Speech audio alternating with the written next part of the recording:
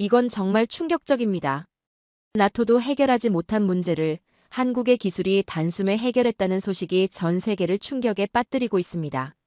러시아군이 갑자기 국경에서 물러나고 그들의 침공 계획이 전면 수정되었다는 내부 문건이 공개되었다고 하는데요. 미국도 막지 못한 러시아를 한국이 막아낸 그 놀라운 현장, 그리고 유럽 안보 지형을 뒤흔든 한국 기술의 비밀까지. 도대체 무슨 일이 일어난 걸까요? 충격적인 이야기 지금 시작합니다. 벨기에 브뤼셀의 나토 본부는 언제나 긴장감이 감돌았지만 오늘은 그 긴장감이 더욱 고조되어 있었죠. 러시아의 위협에 맞서는 나토 동부 전선 방어 전략을 논의하는 중요한 회의가 열리고 있었기 때문입니다. 회의장 안에는 각국의 전문가들이 모여 치열한 토론을 벌이고 있었죠. 저는 독일 국방부 소속 전략 분석관 알렉스 슐츠입니다. 지난 15년간 나토의 방어 전략을 연구해왔고 특히 발트해 지역의 안보 문제를 중점적으로 다루고 있었죠. 회의장 안에서 일본 전문가의 발언이 이어지고 있었습니다. 에스토니아가 도입한 한국의 K9 자주포가 과연 러시아의 위협을 효과적으로 막을 수 있을까요? 러시아의 전력에 비하면 너무 미약한 대응 아닙니까? 더구나 한국 무기의 실전 경험은 매우 제한적입니다. 일본 전문가의 날카로운 질문에 회의장이 술렁였죠. 주변 참가자들의 표정에서도 의구심이 드러났습니다. 저는 조용히 일어나 발언권을 요청했죠. 한국의 K9 자주포는 이미 우크라이나 전쟁에서 그 성능을 간접적으로 증명했습니다. 폴란드가 제공한 크랍 자주포는 K9 기술을 기반으로 하고 있었고 우크라이나 동부 전선에서 러시아군의 진격을 효과적으로 저지했죠.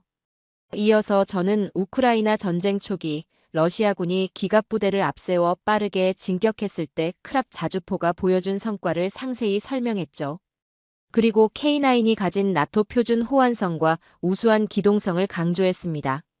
무기의 가치는 종이 위의 수치가 아닌 실전에서 증명됩니다.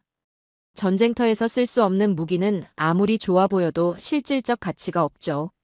한국은 분단 이후 70년간 실전을 대비해 무기를 발전시켜왔고 그 무기들은 현재 유럽 전장에서 그 가치를 증명하고 있습니다. 제 말에 회의장은 깊은 침묵에 빠졌죠. 일본 전문가는 더 이상 반박하지 못했고 다른 참가자들은 고개를 끄덕이며 새로운 관점을 받아들이는 것 같았습니다. 회의는 이어졌고 에스토니아의 K9 도입이 나토 동부 방어선에 미칠 영향에 대한 보다 구체적인 논의가 시작되었죠.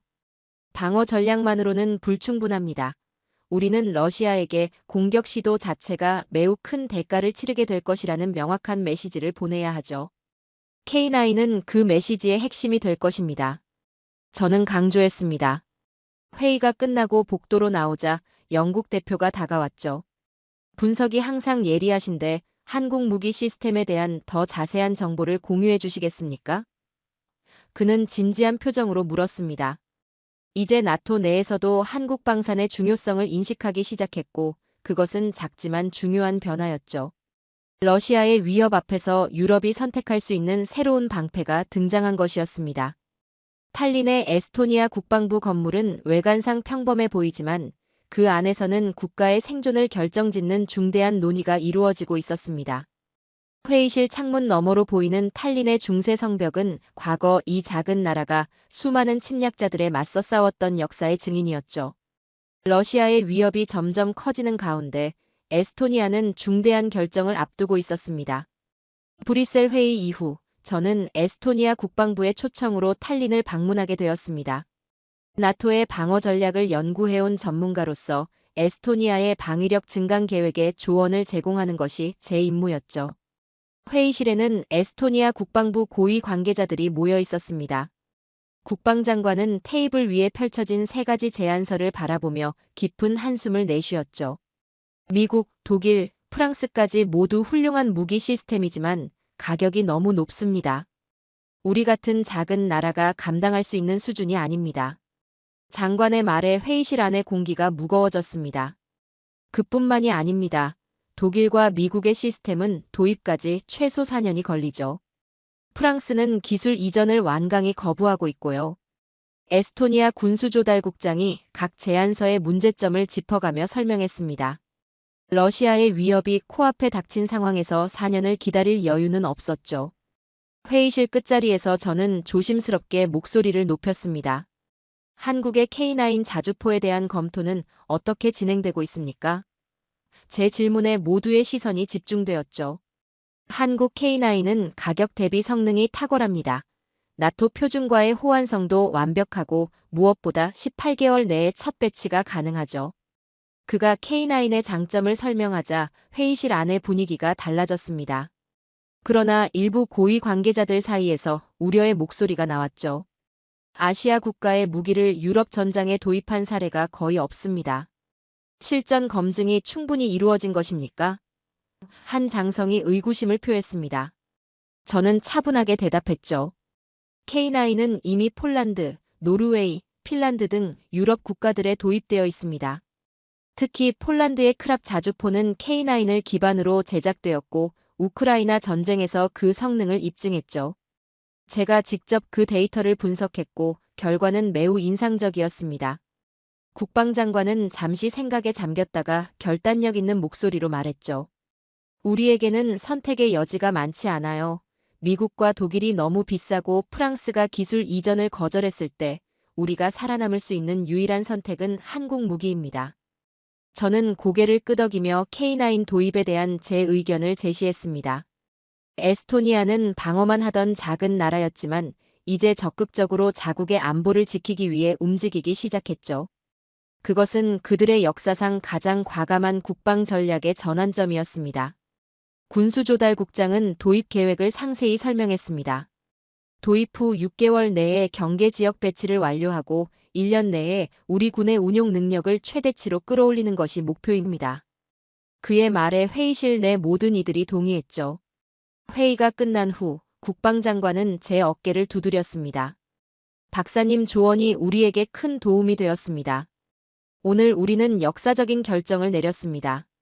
이것이 우리 국민을 지키는 올바른 선택이길 바랍니다. 그의 눈에는 걱정과 희망이 교차하고 있었죠.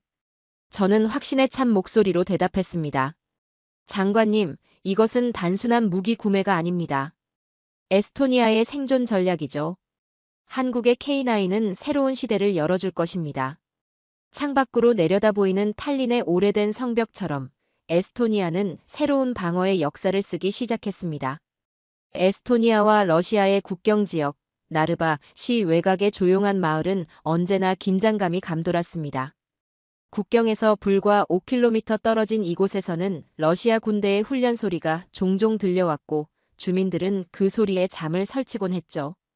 특히 최근 몇 년간 러시아의 군사 활동이 증가하면서 이 지역 주민들의 불안감은 점점 고조되고 있었습니다.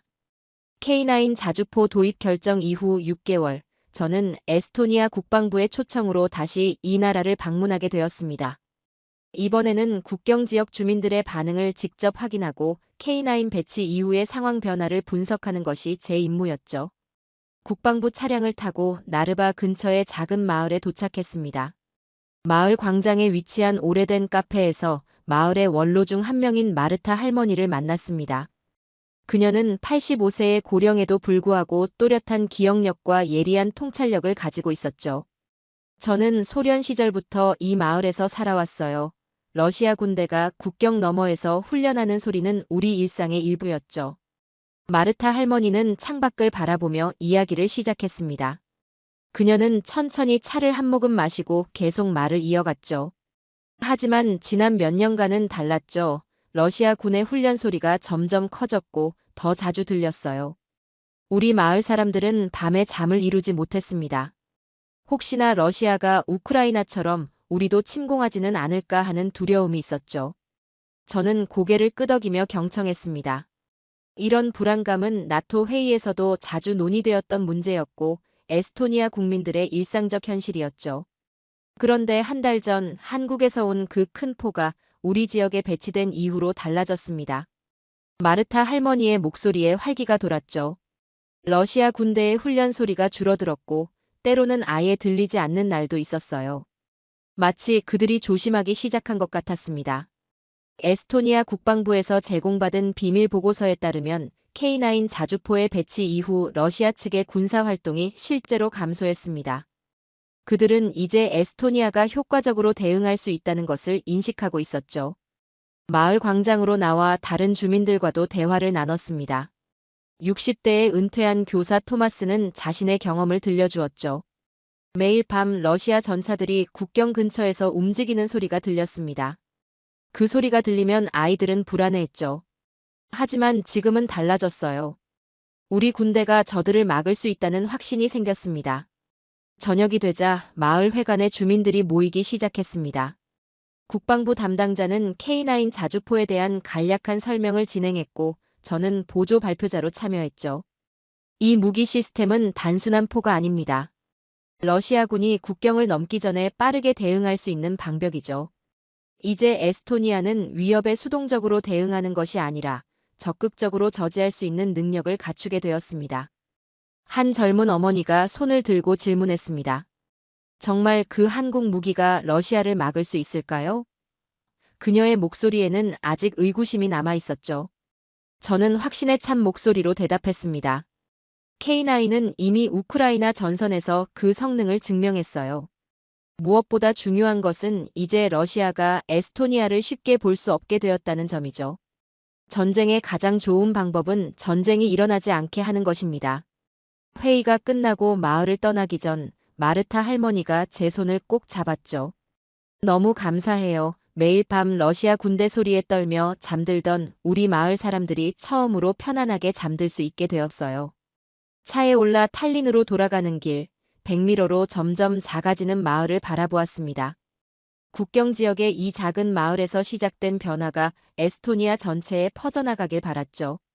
러시아의 위협 앞에서도 편안하게 잠들 수 있는 나라, 그것이 한국의 K9이 에스토니아에 가져온 가장 중요한 변화였습니다. 브뤼셀 나토 본부에서 열린 동부 전선 전략 회의는 평소보다 더 긴박한 분위기였습니다. K9 자주포가 에스토니아에 배치된 지 1년이 지난 시점에서 러시아의 움직임에 변화가 감지되었기 때문이었죠. 회의장 앞쪽에는 발트해 지역의 전략 지도가 펼쳐진 대형 스크린이 설치되어 있었습니다. 저는 전략회의 주요 발표자로 참석했습니다. 지난 1년간 에스토니아의 국방 전략 변화를 분석한 보고서를 준비했고 그 결과를 나토 동맹국들과 공유하는 것이 오늘의 임무였죠. 회의가 시작되자 나토 사무총장이 저를 소개했습니다. 스크린에 첫 번째 슬라이드를 띄우며 발표를 시작했습니다. 에스토니아의 국방 전략은 지난 1년 동안 근본적인 변화를 겪었습니다. 과거 에스토니아는 시간 벌기 전략을 채택했지만 K9 자주포 도입 이후 선제적 방어로 전환되었죠. 두 번째 슬라이드에는 K9 자주포의 사거리와 기동성을 보여주는 그래프가 있었습니다. K9의 최대 사거리는 40km를 넘습니다. 이는 러시아 국경을 넘어 상당 부분의 러시아 군사시설을 타격할 수 있다는 의미죠. 프랑스 대표가 손을 들고 질문했죠. 에스토니아가 실제로 러시아 영토를 타격할 계획이 있다는 말입니까? 저는 정확한 정보를 전달하기 위해 신중하게 대답했습니다. 계획이라기보다 능력의 문제입니다. 에스토니아는 이제 러시아 침공 시도 시 국경을 넘기 전에 집결지를 타격할 수 있는 능력을 갖추게 되었죠. 이는 방어적 목적이지만 러시아에게는 강력한 억제력으로 작용합니다. 세 번째 슬라이드에는 러시아 국경 지역의 군사활동 변화를 보여주는 위성 이미지가 있었습니다.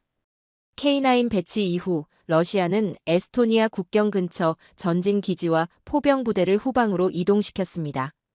K9의 사거리 내에 들어오는 것을 피하기 위한 조치로 분석되죠. 러시아는 이제 공격 전에 더 많은 계산을 해야 합니다.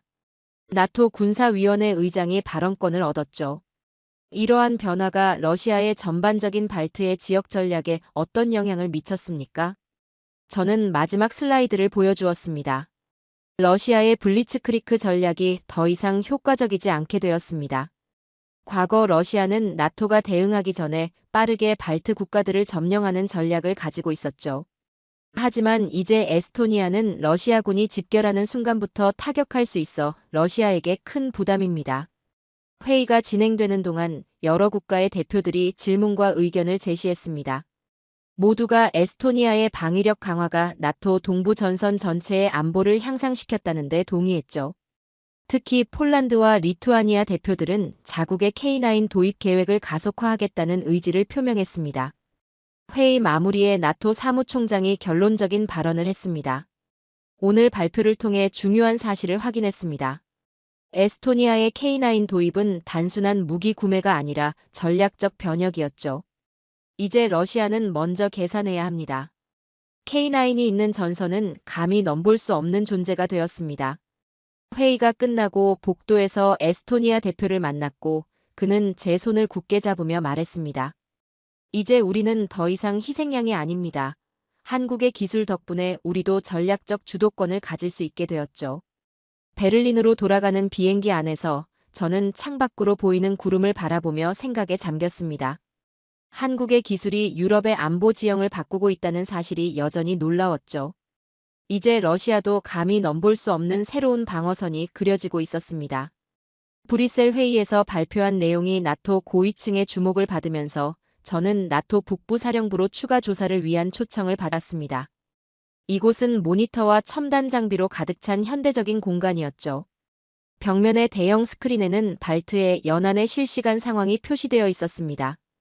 K9 배치 1년 반 후 러시아의 움직임에 실질적인 변화가 감지되고 있었죠. 이 위성 이미지를 보십시오. 정보 분석관이 한 화면을 확대했습니다. K9 배치 전 러시아 서부군관구 배치도입니다.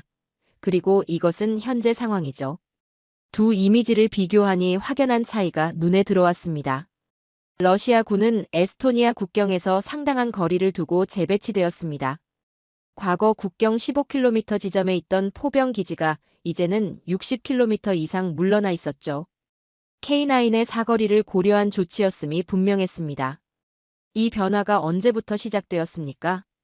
제가 질문을 했고 이에 분석관은 타임라인을 보여주었죠. K9 첫 배치 직후부터 점진적으로 시작되었지만 크게 가속화된 것은 에스토니아 군이 K9 운용 능력을 완전히 갖추게 된 6개월 전부터입니다. 저는 나토 내부 보고서를 검토했습니다. 이 보고서는 K9 배치 이후 러시아의 전략 변화를 상세히 분석하고 있었죠. 러시아가 물러난 최초의 전선이 바로 이곳 에스토니아입니다. 우크라이나에서도 보지 못한 현상입니다. 회의실에서 나토 고위 관계자들과 이 현상을 논의했고 영국 대표가 질문했죠.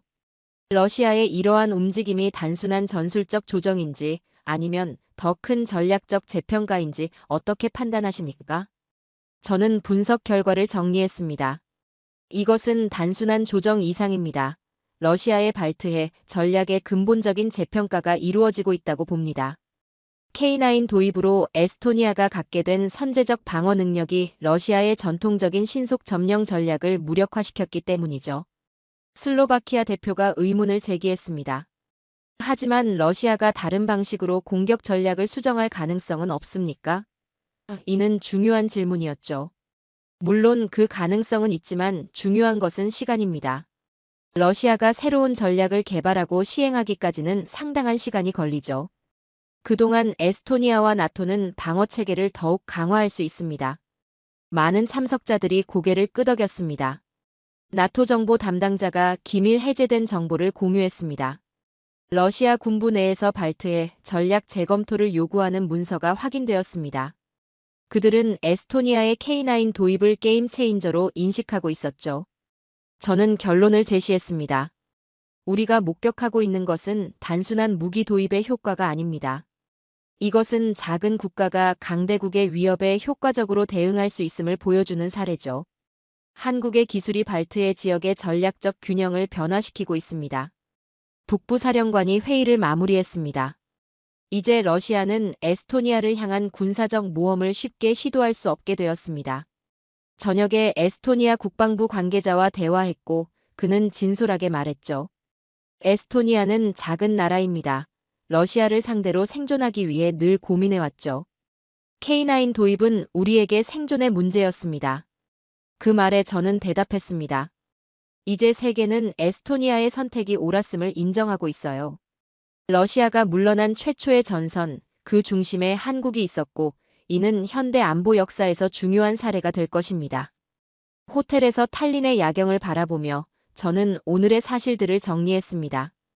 한국이 만든 무기가 유럽의 안보 지형을 실질적으로 변화시키고 있었죠. 나토 북부사령부에서의 분석 이후 저는 에스토니아 사례를 세계에 알리기 위해 런던의 유서 깊은 왕립국제문제연구소 안보 포럼에 초청받았습니다. 작은 국가의 생존 전략이라는 주제로 진행된 이번 포럼에 주목받는 패널이 바로 에스토니아 사례였죠. 저는 발표자로 초청받아 자리에 앉아 있었습니다. 제 발표 전 에스토니아 국방부 장관이 특별 게스트로 연설을 시작했죠. 에스토니아는 러시아와 1300km의 국경을 마주하고 있는 작은 나라입니다. 우리의 군사력만으로는 러시아의 전면적 침공을 막기 어렵죠. 그러나 지난 2년간 우리는 중요한 전략적 변화를 이루어냈습니다. 많은 분들이 왜 우리가 한국의 K9 자주포를 선택했는지 궁금해하시기에 오늘 솔직히 말씀드리겠습니다. 한국의 무기가 아니었다면 에스토니아는 러시아를 막을 현실적인 방법이 없었습니다.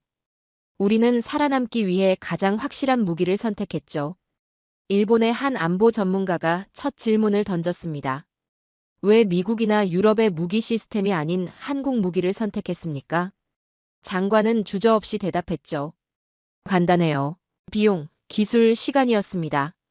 미국과 독일의 시스템은 우리 예산의 2배 이상 비쌌고 도입까지 최소 4년이 걸리며 프랑스는 기술 이전을 거부했죠. 하지만 한국은 우리의 모든 조건을 충족시켰습니다. 또 다른 질문이 이어졌습니다. 실제로 K9 도입 이후 러시아의 태도에 변화가 있었습니까? 장관은 의미심장한 미소를 지었죠. 우크라이나 전쟁 이후 러시아는 나토 국경에서 더욱 공격적인 태도를 보였지만 K9이 배치된 에스토니아 국경에서만은 그들이 후퇴했죠. 우리는 이것을 한국 효과라고 부릅니다. 우리가 한국 무기를 선택한 것은 단순한 구매 결정이 아니었습니다. 국가 생존을 위한 전략적 선택이었죠. 오늘날 에스토니아가 여전히 자유로운 나라로 존재할 수 있는 이유는 한국 무기가 있기 때문입니다. 제 차례가 되어 단상에 올랐고 첫 슬라이드에는 에스토니아 국경 지역의 전후 비교 사진이 있었습니다. K9 배치 전에는 러시아 군사 활동으로 주민들은 불안에 떨었지만 배치 후에는 러시아군은 후퇴했고 주민들은 평화를 되찾았습니다. 저는 나토 내부 보고서의 핵심 내용을 공개했습니다. 러시아는 K9의 전술적 우위를 인정했습니다. 특히 신속 기동력과 정확한 타격 능력은 그들의 전통적인 침공 전략을 무력화시켰죠. 러시아의 위협 앞에서 에스토니아가 생존할 수 있었던 것은 한국의 기술 덕분이었습니다. 이것은 단순한 무기 거래가 아니라 두 나라의 안보 파트너십이 되었죠. 런던 포럼에서의 성공적인 발표 이후 에스토니아 국방부는 저에게 특별한 제안을 했습니다. 대한민국 대전에 위치한 육군 포병학교에서 진행되는 에스토니아 장병들의 K9 훈련을 참관해 달라는 요청이었죠. 독일 국방부의 지원으로 에스토니아와 한국 사이의 군사 협력을 연구하는 프로젝트에 참여하고 있었기 때문에 기꺼이 수락했습니다. 훈련장에 도착한 첫날, 에스토니아 장병들의 얼굴에는 기대와 약간의 긴장감이 묻어났습니다. 이들 모두 러시아의 위협 속에서 자국을 지키기 위해 자원한 정예 병력이었죠. 한국군 교관이 그들을 맞이했습니다. 여러분이 여기 온 것은 단순히 K9 자주포 조작법을 배우러 온 것이 아니고 전쟁에서 승리하는 법을 배우러 온 것입니다. 교관의 첫 인사는 강렬했고 에스토니아 장병들의 눈빛이 달라졌습니다. 훈련은 예상보다 훨씬 강도 높게 진행되었습니다. 장비 운용부터 전술적 사고, 상황 판단력까지 모든 영역에서 철저한 교육이 이루어졌죠. 밤낮 없이 이어지는 훈련 속에서 에스토니아 장병들은 점차 한국군의 경험에서 우러나오는 전투 철학을 이해하기 시작했습니다. 한국군의 포병 전술은 수십 년간 실전을 대비해 발전해왔습니다. 그들은 항상 자신보다 강한 적을 가정하고 훈련하죠. 이것이 한국 국방의 진정한 힘입니다. 에스토니아 부대장이 제게 말했죠. 훈련 중간에 한국군 장교와 대화할 기회가 있었습니다. 우리는 70년 넘게 북한과 대치하며 살아왔습니다. 그 경험이 우리 무기 체계의 DNA에 녹아있죠. 이론이 아닌 생존을 위한 필요에서 탄생했습니다. 한국에서의 훈련이 끝나갈 무렵 에스토니아 장병들은 완전히 달라져 있었습니다. 그들의 눈빛에는 이제 자신감이 가득했죠. 마지막 날 종합훈련에서 그들은 한국군 교관들도 놀랄 정도의 성과를 보여주었습니다. 에스토니아 국방부는 K9 운용 능력이 예상보다 빠르게 향상되고 있다는 보고서를 발표했습니다.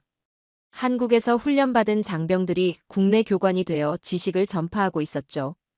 더 중요한 것은 그들이 한국에서 배운 전투 철학과 생존 의지였습니다. 우리는 이제 러시아보다 더 빠르게 움직이고 더 정확하게 타격할 수 있습니다. 규모는 작지만 효율성은 훨씬 높습니다. 에스토니아 포병대장이 자신감 넘치는 목소리로 말했죠. 이것이 한국에서 배운 가장 큰 교훈입니다. 크기가 아니라 기술과 전술이 승리를 결정한다는 것을 말이죠. 에스토니아의 K9 교육 프로그램은 이후 다른 나토 회원국들에게도 모범 사례로 소개되었습니다. 한국의 기술과 훈련 철학이 유럽의 안보 환경에 성공적으로 이식되는 순간이었죠.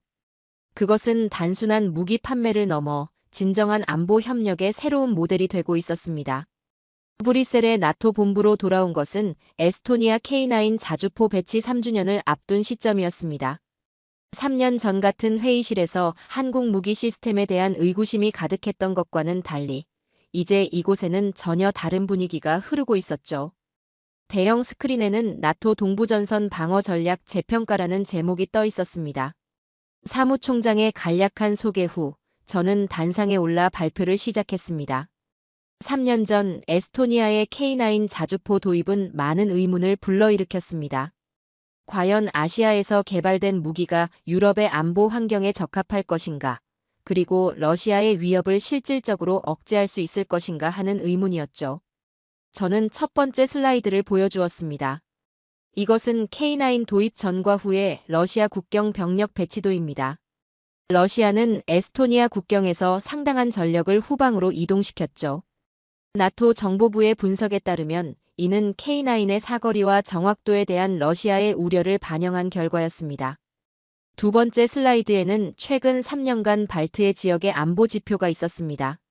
러시아의 군사적 도발이 폴란드, 리투아니아, 라트비아 국경에서는 여전히 발생하고 있지만 K9이 배치된 에스토니아 국경에서는 76% 감소했습니다.